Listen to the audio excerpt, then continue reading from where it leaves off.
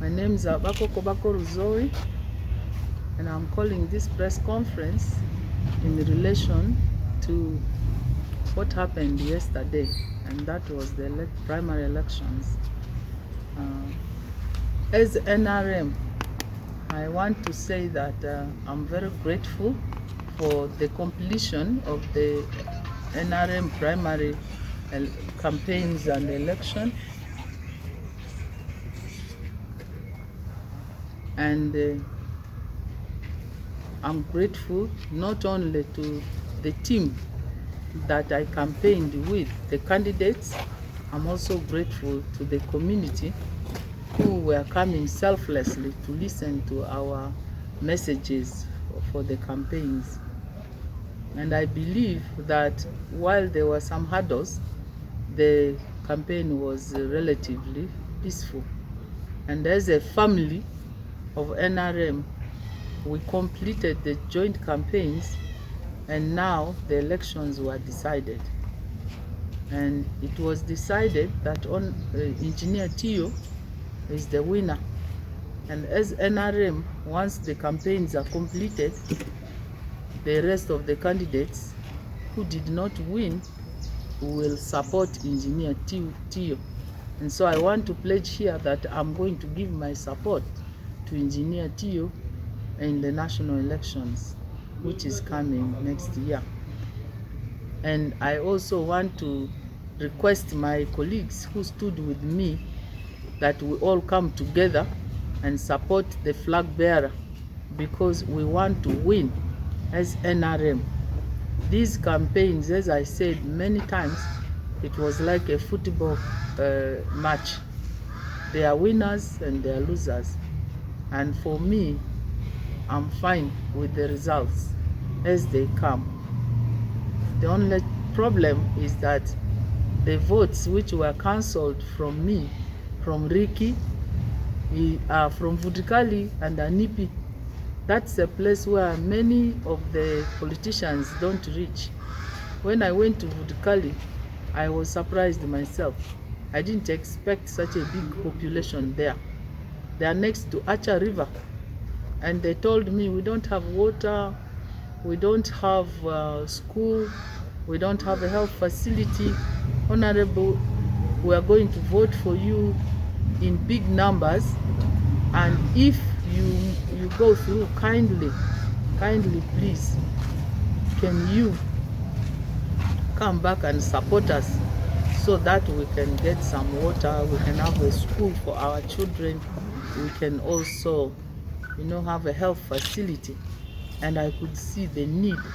I saw a population which has no voice, and because of the election, their voices have been shut down, just because somebody thinks that I could not have gotten so many votes from Vudikali, just because none of the politicians has reached there. But I'm okay with it, because the Electoral Commission of NRM is the one who accepted to cancel those votes without investigating and knowing that actually those were very genuine votes, and that the other candidates did not have agents in Vudikali and Anipi.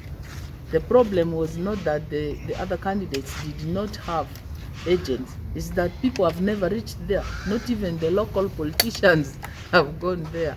So, but I'm comfortable with it, since this was a decision which was taken in the tallying center.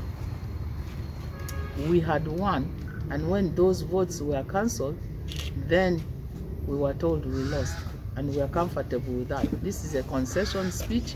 I've agreed, and so we'll take it like that. I already had plans, and my plans will go forward. I have 300 youth who are going to be inducted in skilling, and that training is going to start very soon. I'm going to take, I'm not going to give exact figures of how many youth I will take from each sub-county.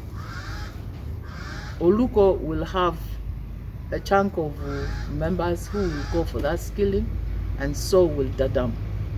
and Aroi and Manibe will also have some of the youth who will also be trained. We have to come together behind Engineer Tio and vote for him parliamentary, and then we have to vote overwhelmingly for President Yoweri Kaguta Museveni, who is our chairman for NRM.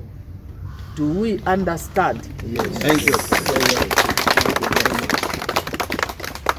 And I want peace, like I was preaching throughout my campaign. I was preaching that I want peace among you and the other fans. So I want you to be playing, laughing, going to the same market, going to draw water from the same source and eating together. I don't want people having this hatred among themselves. You are one family, you are one community, you are one people. Politics should not divide us. What we want is socio-economic transformation. And I'm going to start a program on Musevenomics. And we are going to teach that. The press, you are going to be my first candidates to teach that Musevenomics, because you will be the one to talk about it to the rest of the community through your radio stations, through your TV stations, through your communities. And we will induct the youth, we will induct the women, and in the next election, I want you to measure the president's results by looking at the principles of Musevenomics. For example, number one principle is the security of persons and property. You should measure him and see how much he has done. Out of 10, how much would you give him? 10? Do you see peace? Are you comfortable? So these are the things we are going to teach.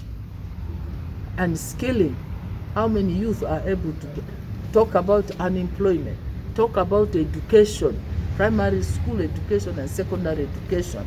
We are going to talk about all these principles of Musevenomics, and we are going to measure the president, and not just enough to say that we cannot vote for President Museveni, he's too old, or he's this. No, we are going to look at his principles and how much wealth he has created, how much change he has created in this country. Those are the things we are going to be looking at.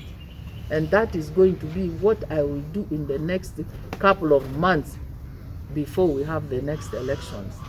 And I will be very happy to work with all of you on that. So thank you very much again. The other thing I will continue to lobby for is the divisions in the city. We have the city, it has swallowed Ayivu, and as a result, we have very poor service delivery going to the rural areas. The people are really suffering. They need services. Even the president's program of PDM is not reaching out to the people like those ones I went to meet in Vutukali. So I think we are just going to have to educate people and let them know that, you know, they deserve this, and we need the divisions. If we get those 3 divisions, that will give us 4 divisions in this city. So we will have Oluko and Dadamo as a division, we will have Aroi and Manibe as a division, and we will have Ayivu and Adumi as a division, and Pajulu. And those divisions will increase service delivery to the people. I think those are the issues we should be focusing on.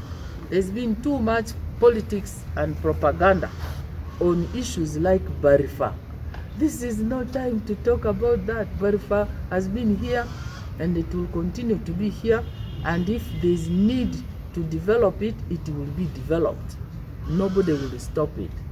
And so for me, I think people should be looking at positives and see what is useful for this region and for this city, and not just populistic politics, which is not going to help our people.